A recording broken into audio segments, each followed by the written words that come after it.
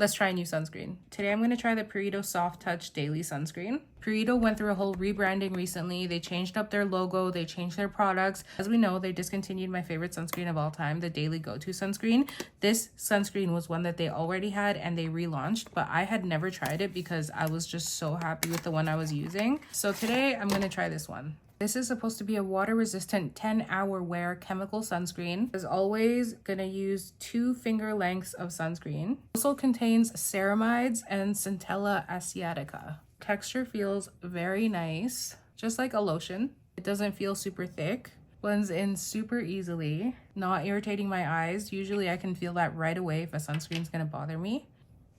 I was kind of worried that because it says it's a water-resistant sunscreen that it was gonna feel really thick, but so far it doesn't. No white cast, which is to be expected because it is a chemical sunscreen. So far, I really like how that feels.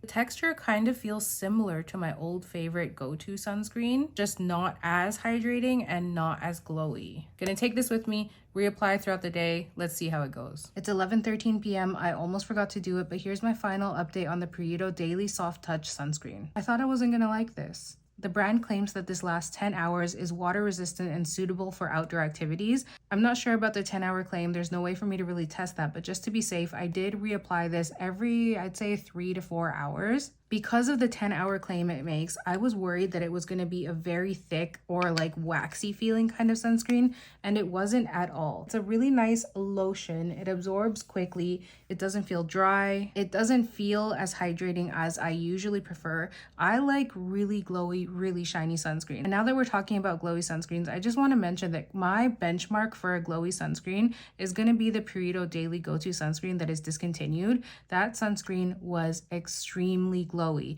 For some people, it was too much. I really liked it. That is what I consider to be a really glowy sunscreen. Everything that I've tried is not quite as glowy. There are some that get really close, but I haven't tried one that is exactly the same. So when I say a sunscreen is really glowy or not super glowy or has a natural finish, I'm kind of comparing it to that one because that's the one that I'm trying to replace. It didn't add glow, it didn't take away glow. So for me, this kind of was just like a natural skin finish. It felt really comfortable. There was no eyeburn, no white cast, easy to reapply, no pilling. Reapplication is where some sunscreens get a little bit tricky. They start to pill, or as you add the second and third layer, they start to feel really thick and uncomfortable.